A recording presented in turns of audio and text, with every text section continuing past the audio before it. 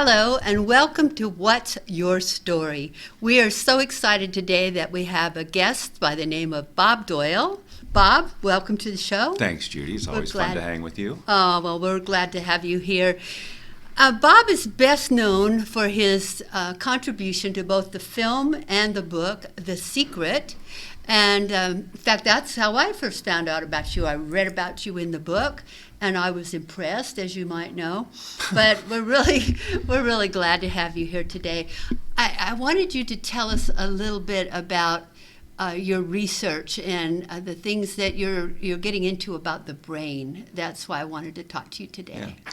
So for 20 years, I've been talking law of attraction, a lot of energy, a lot of vibration, a lot of vision boards, and all those things that people got very excited about when The Secret came out. And I was obviously excited about it several years before The Secret and was teaching it and had courses on there. But what I have discovered after 20 years of coaching and speaking on all this is that even though people are really very interested in the law of attraction and all of it, they're spending so much time trying to figure it out, like the law of attraction, instead of who do I want to be? What do I want to accomplish? They know what they want to attract. They want the $1 million, they want the house, they want the relationship, but they're not focusing enough on who they need to be to get those things. Right. And so... But people think that they can just write it down on a piece of paper, or they can glue pictures on a vision board and it's going to happen, and that you're saying that's not what happens. Well, of course not, because what those tools should do is inspire you and move you into action, right? To be the person who would attract those things. It's not about sitting there being the same person, taking whatever same action you do, have always taken, but because you've got a vision board that suddenly the universe is just going to give you all these things. People forget that we are a part of this ocean of energy called the universe, and it's not the universe and then us. So we're an active role in this whole thing. So people had just gotten away from the practical aspect of creating their reality. And so my shift now to how our brain works and how we get wired and how we are wired and how that moves us into action and thus results is my focus, because chasing the ins and outs of the law of attraction have gotten people just stuck. Yes. But this work, you can get results the very first day if you learn to recognize your autopilot behavior, to see how you are just acting without even thinking and getting these results. So my work now is about helping people to really wake up and just say, so much of what you're doing is on autopilot. You don't think it is, but it is, and it's getting you the same result over and over. So let's show you your autopilot behavior that is stopping you from completing this brain rewiring process, which is what happens to everyone when we learn something new. In this case, we're just learning to be a new version of ourselves rather than a new language or learning to drive or anything else. Well, when you say that, I think back to a time when I wanted a new Mercedes, and I cut out all these pictures for the vision board. I cut out pictures of Mercedes and I pasted them on the board. I put them on my refrigerator. I put them on the visor of my car, put them in the bathroom. I put them everywhere. And then one day I was in Spanish class and I heard the man behind me say to the lady next to him, "Do you know anybody that wants to buy a Mercedes?"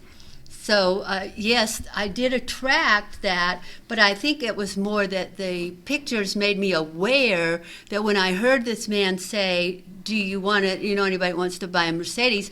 I immediately thought, I do. So I turned around and said, "How would you like to have a new girlfriend?" Because he was saying he bought it for the girlfriend and she didn't want it, But it turned out I ended up going looking at it, and I bought the car at a real reduced rate. Right. But I believe it's, and see if I'm asking you actually if I'm right, that it's not just that I had the pictures of the Mercedes and so it came into my life, but that I was making myself aware of it all the time. Is that right? And you were aware of owning it. You were imagining owning it. And so when that opportunity came up, when this person said, if you had not been doing that, you might have said, oh, well, that's kind of interesting. I kind of been thinking about a Mercedes, but you may not have jumped right into it because you hadn't immersed yourself in the having of it. So here it was, this opportunity, and so who you were being in that moment was a person who was ready to receive this Mercedes, not thinking about it, whatever. You had done the visioning work.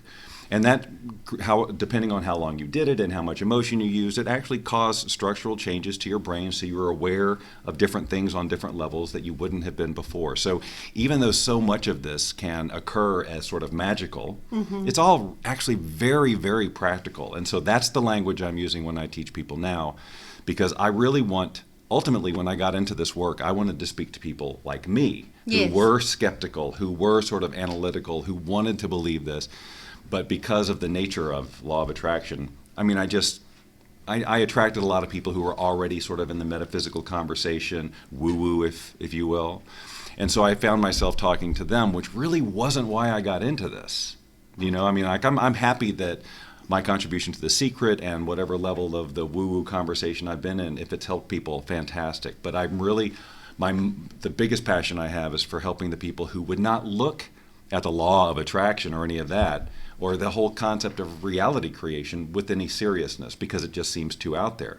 But when I can make it practical and teach people that, hey, your reality is created in your brain the moment you give your that moment meaning. And that meaning is based on your wiring. That's what drives, do I like this? Have I arrived? Have I reached my goal? Am I ever going to reach my goal? Do I like myself? All of this happens in a split second unconsciously. But we can take conscious control of our wiring, just like we take conscious control when we decide we're going to learn a new language or learn anything new. And with the learning comes discomfort, right? Yes, yes. Which is normal. And it doesn't mean the universe doesn't want it for you. So see, these are the types of things I would hear in the law of attraction conversation. If someone tried something a couple of times and it didn't work, they say, well, I heard it was supposed to be easy and just flow, so I guess the universe doesn't want it for me. You are the universe. You have this desire and this passion for a reason. It's because the universe wants to experience it. You know, and you've been given everything you need to make it happen. However, if you've been wired the first 7 years of your life and then some to believe that you can't do it, that you don't deserve it, or it doesn't happen to people like us, or whatever your belief system was programmed, you're not going to take the action. And so you will, if left unchecked, that autopilot wiring literally sentences you to a life of whatever it is. Now, and you'll change, but it'll all be on autopilot based on what comes to you just naturally as a result of the autopilot choices you're making. If you want your life to change radically, you make radically different decisions on a moment-by-moment basis. You go through the discomfort of this new thing until it becomes comfortable. Now you have a new default, a new way of being, a new autopilot. That's amazing. Yeah, but it's just natural. It's the most natural thing. It's what we were born to do. It's not something that we have to activate. It shouldn't be something we have to study for years. It's just we get an idea in our head and we go with it. But it's the ideas that stay in our head that are determining that. Mm-hmm. And we just aren't taught early on that we actually have control over. Do we believe what we're being told here? You know, but when we're 0 to 7, there's no critical thinking. If our parents say it, it's true. Exactly. And when that wiring is in there, that's the lens through which you see the world. That you see truth that way, and no one's going to tell you different. But somebody else is wired differently. They have a modified version of the truth. Mm-hmm. They're not going to be told differently because they have all the evidence in the world they need to support what they say is true, and so do you, and so does everybody. So what's true? Nothing really. It's all individual meaning making that's going on, and we have this sort of agreement about some aspects of reality, but we see today more than ever what happens when we come up against different wiring. People believe this is true. Look at the evidence. And then other people look at the same stuff and go, it's not true. So that's why ultimately I tell people, let's mind what you want to do and not worry about what everybody else is believing and thinking. And you don't need to convince somebody that your idea is true because they're never going to come around that way necessarily. You are in charge of your life, your experience, your meaning making, and we get so distracted with making sure that everybody is in agreement with us that we don't progress. When you say you are the universe, are you saying that there is some universal intelligence out there that we have in our brains as well as other people have? I think we have access to it, for sure. I mean, we are, again, the universe is just this massive ocean of energy, right? But depending on how it's vibrating, and it all comes together, and we are this cluster of energy that has been given this amazing gift to perceive the rest of the energy, which is just, as we know, it's just atoms and invisible stuff. But we get to perceive it as physical. We get to have passions and emotions and the ability to take action. This is why we should know that we are meant to do these things. We're not an accident. We are divine creation, an outgrowth of the universe. And we're like the universe's feelers, right? The universe is just this energy, and it says, I want to experience everything, all of it, all of what I am. And we give it a very unique experience of itself through our emotions and through being able to just be a human being. So if we can get that and realize that it's our divine right and intention to have the life we want, and it's not something that we have to earn or deserve or be worthy of. We are here, it's ready to go. Then it's so much more empowering, and it really is so simple.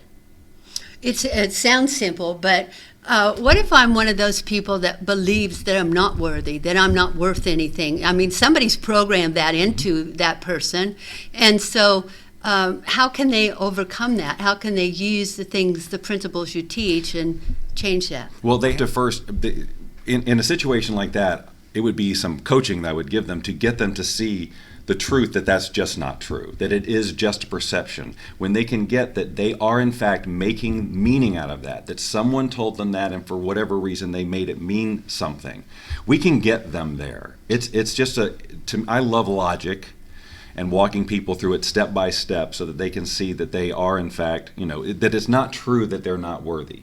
But we also have to acknowledge that the wiring is there and it's very strong, but if they are committed to a life of feeling worthy, then we can help them do that. They just have to know that it's going to feel really awkward and uncomfortable at first, and that's normal, but it's worth the journey. It's worth going through it. We have tons of tools that we give people that we work with to deal with the emotional ups and downs. There's so much chemistry involved too. When we react, if we're feeling disempowered or angry, our body produces all of these chemicals, and we can go, oh, I'm on autopilot all we want, but when we're in it, we're in it.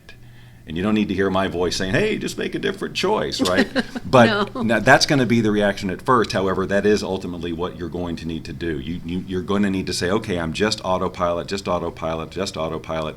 The more you recognize it, even though it feels really true, the more you recognize it as just an autopilot reaction and not the truth, the impact of the response will be less and less and less, and you'll have more of an ability to consciously come up with something else to do. Yeah. I know that you seem very, very driven. I think as people watch you, they see your passion and they see that you're driven. How does this affect you personally and professionally to be driven by these beliefs? Well, so what really drives me is the belief that we are all here to creatively express ourselves. And if we do not express ourselves, if we do not express what's in us to be expressed, that's when depression sets in, resentment sets in, and we just feel off track, and we see it everywhere. So my life is, and my career has always been driven by wanting to be creative. When I first started, I knew I wanted to be in broadcasting and in radio and just be silly and do voices and voiceover and all that. And you have the voice for it. And I do that stuff still today, but for a long time I thought that wasn't going to be part of my future, because when I did it for about 7 years and I realized I'm in this major market, I'm still new to this industry, I can't really do all the things I want to do. I got to work my way, and I just got frustrated because I was young and impatient and like, no, I want to do it my way.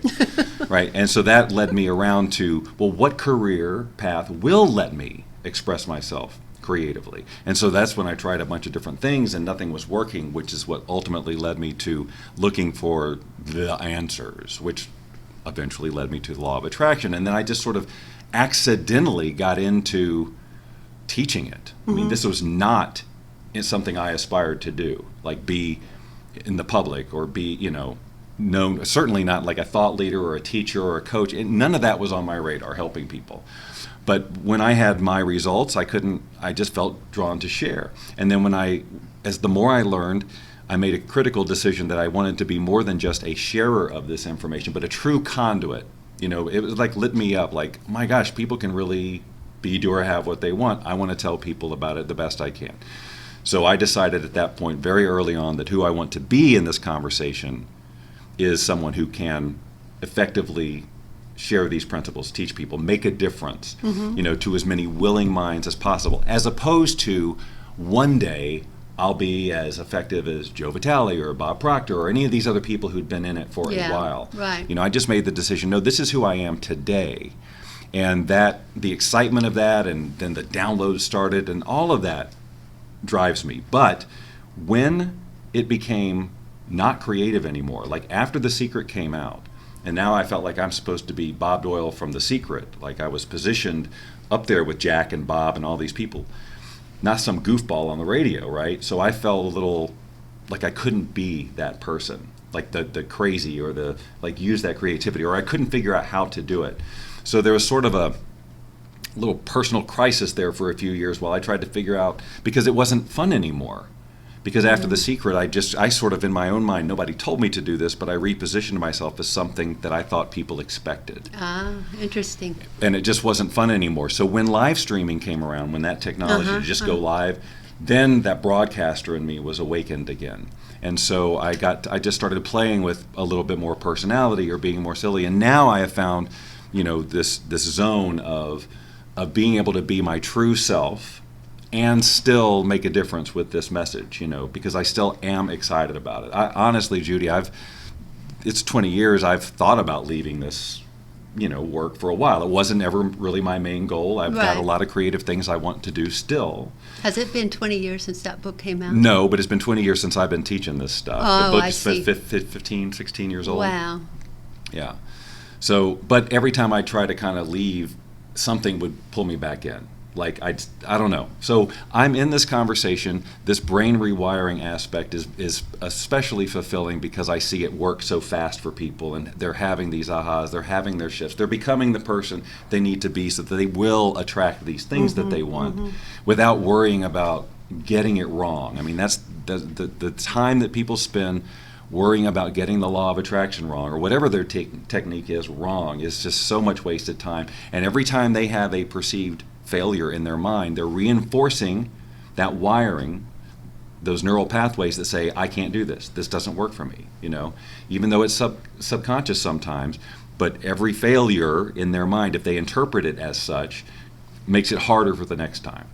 And so I'm really, one of my main messages, inviting people to reframe what they're calling failure, because when you learn to walk, you fell down a million times. These mistakes, this feedback is crucial to excellence, to getting excellence. You must learn as a speaker. You get up and you do terrible, you learn a lot of painful lessons, but then you come out on the other side rewired and strong, and you have to have had those experiences to be effective in what you're doing. And people just want to skip all of that because they think that, oh, there's a genie in a lamp, or I draw a vision board. I get to skip all that. No, you don't. Those things draw, the vision board and all those other tools, they draw you through the experience of growth. Hopefully, they inspire you so that you will consistently act in alignment with who you need to be. Then all of those awesome, invisible, universal energy things, they just happen without you obsessing over them or wondering if they're working or wondering when it's going to happen. It all just, that's where the magic occurs. It's you being completely detached from how it happens. You just be who you need to be and follow what shows up. And be the best you that you That's can right. be. And always be tuned into who that is, and finding areas in your life where I could be a little bit better in this area. People will often ask, well, I don't know who I'm supposed to be. I don't know what those traits are. So then I just tell them to look at the traits that they know are a little bit disempowering that they have now. Maybe they're not on time all the time. They're not always in integrity. They, maybe they have an addiction or something they could deal with. Things that they already know that this future version of themselves will not have in their life. Yes. There are things that you can do right now without having to know all the technical or the processes to, well, how did they invent that thing? Start being that person to the extent that you know you can be that, and the rest will just work itself out. But on a practical level, not because of magic or woo-woo, but because you will be doing, your behavior is different out in the world, so the world must respond to you differently. Yeah, Did you think you were going to be this Bob Doyle when you were younger? No, I'm sure I thought I would be much like my dad or whatever. My dad was the one whose footsteps I wanted to follow. He was in broadcasting at a very early age. He did TV weather. I wasn't really interested in weather so much, but that just broadcasting in general. I just assumed I would be doing voiceover or whatever for the rest of my life, But I ended up taking I don't know how many years, 20 years of not doing that, and then saying, why am I not doing that? So I started doing that. And so there's so much else in my life. I mentioned there's all these creative things I still want to do and still enjoy doing that have nothing to do with the law of attraction or coaching or speaking or any of this industry whatsoever. But I commit time to those things because even though they're not making me money or my career, a lot of people don't honor their passions because, it's not making me money. But if you don't express those things, just to express them, you're going to feel it. This is where disease happens, all this stuff. There's energy that wants to flow through you. And because we've got it in our heads that it needs to show up a certain way or have a certain result, we don't do it or don't take the time. And then we resent everything that's keeping us from that when we're the ones that are doing it. Exactly. It's interesting that you say, that we need to be creative or we could become angry or depressed or sick. I read an article in a magazine recently, a health magazine, about that, and it said that if people do not have a way to express their creativity, that all of these things do happen to them, that they get depressed, they get sick.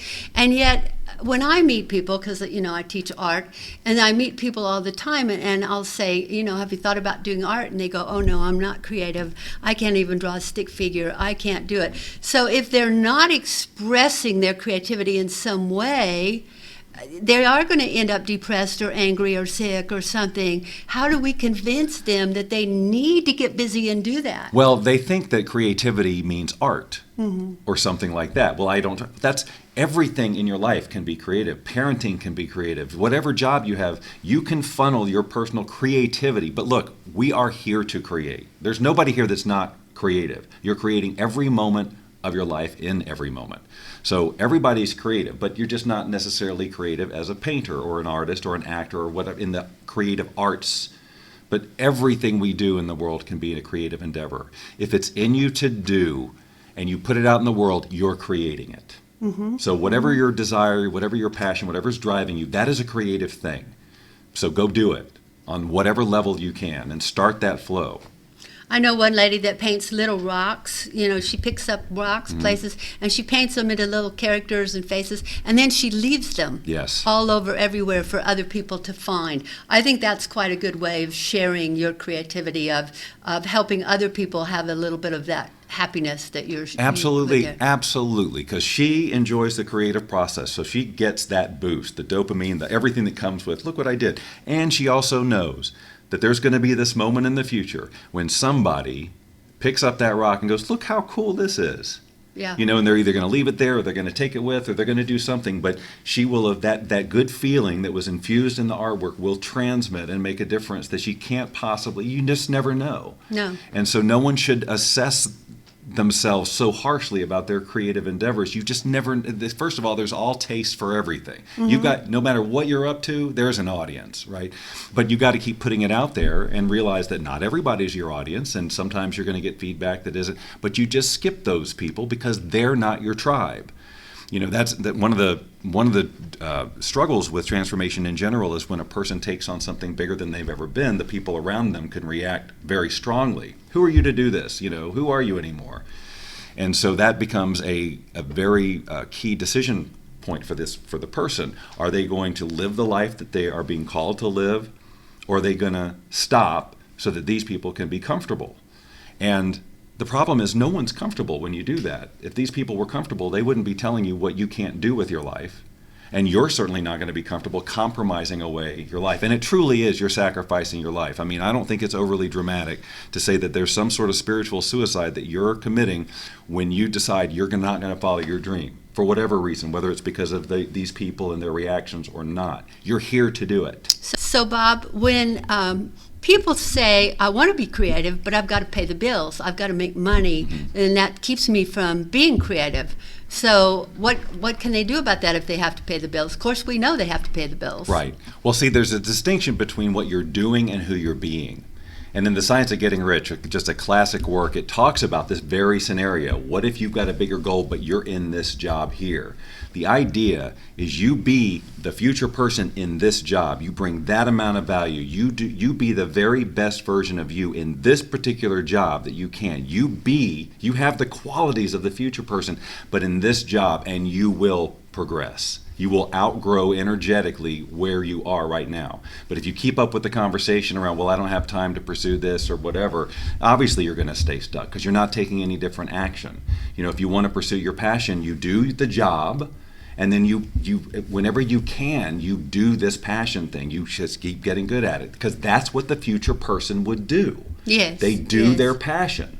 You can't, it's this whole idea that you're waiting for something, a sign or a bunch of money or something, so that you can go be that. No, you have to go be that first.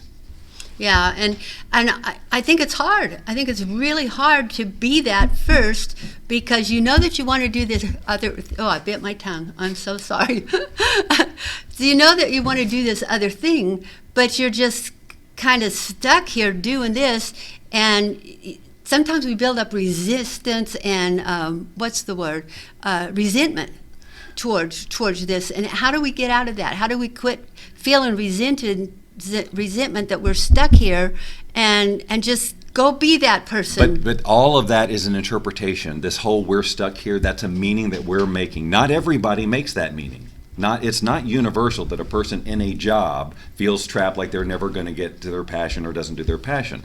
They're making those decisions to feel that way based on their old wiring. So when they can recognize that that's what's driving their behavior, that it's just wiring, then we can get in there and start to change it and get rid of the resentment. So I'm hearing you say that our thoughts are creating our environment. Well, because they move us into action. Our thoughts are going to, and what we do with those thoughts, the meanings that we make, they're going to drive our next action out there in the real wide world. And that's what's going to get response and results. Mm-hmm. So yes, it all starts with our thoughts. What am I going to say in this moment? What am I going to do? What action am I going to take? What action am I going to justify not taking?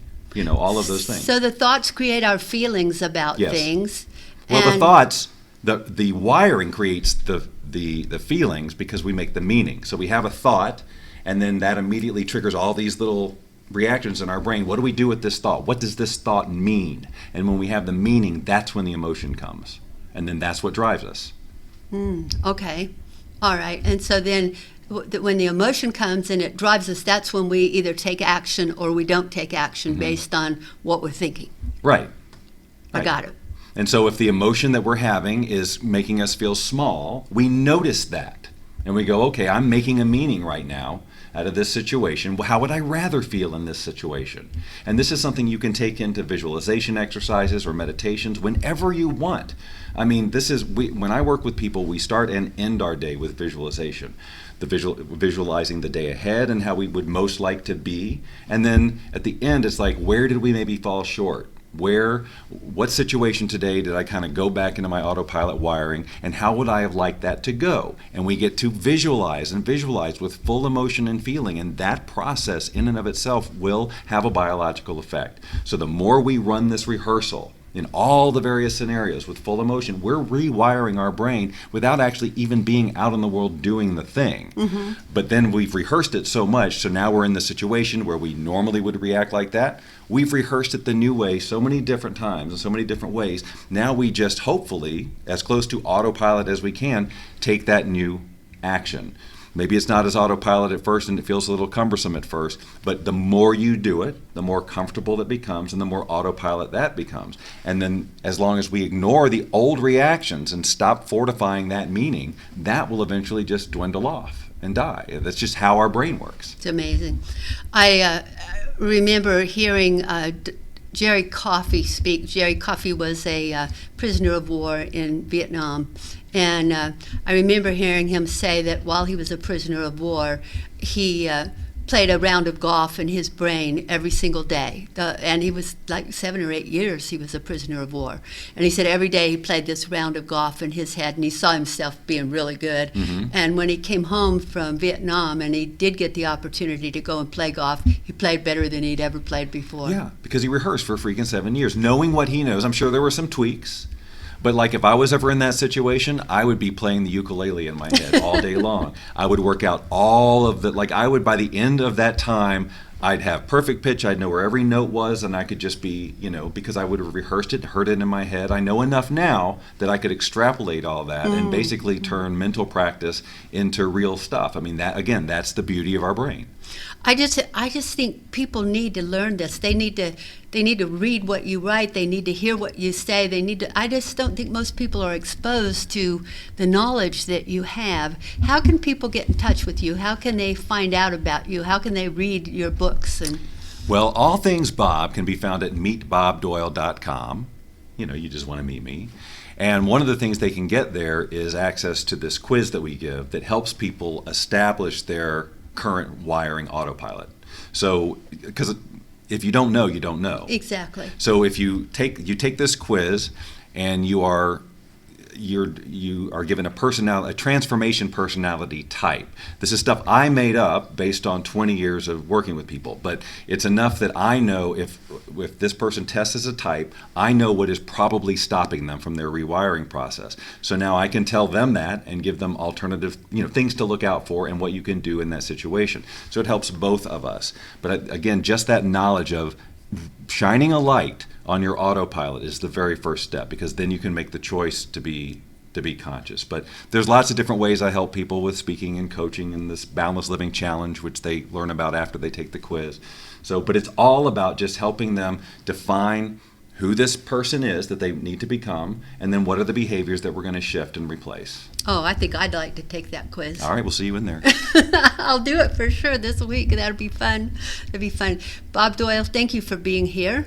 I always enjoy our conversations, whether we're on the air or we're just at home. Sitting around. Yeah, sitting around. It's nice to have you for a friend, but thank you so much for being on the show. I think so many people out there are not exposed to this, and the more that they can learn about it, the more able they are to gear their lives the way they want their life to go. Yeah. And it's never too late. Our brains can always change. They may not change as fast as when we were 0 to 7, but we can still have significant personal transformation at just about any age.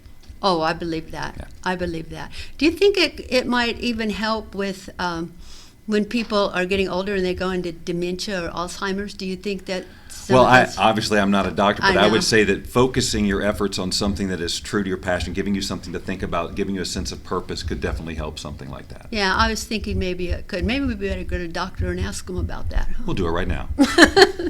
Thank you. Thank you for being here. Thank you. I appreciate it. And thank you for being here. If you'll stay tuned, we have an offer for you in just a minute, and you might like to take us up on it, because you might like to share your story on What's Your Story. Thank you, Bob. Thank you. Do you want to write a book, but you're not sure where to start? Well, what better time than now? You can learn how to plan, write, and launch your book in just 4 weeks. Writing and publishing a book can give you huge exposure, and when done right, will help you establish expertise and authority in your market. When it comes to creating and launching your book, it may be tempting to just dive into the world of writing and publishing, but this can leave you feeling scattered, uncertain of your message, and overwhelmed by your to-do list. This is why so many people give up and books go unpublished and stories go untold. Planning is the answer, and that's exactly what this e-course will help you do every step of the way. When you have a plan in place for how you'll write, publish, and market your book, the process is much more enjoyable and achievable. Go to my website now, judymoreo.com. That's JUDIMOREO.com, and learn how.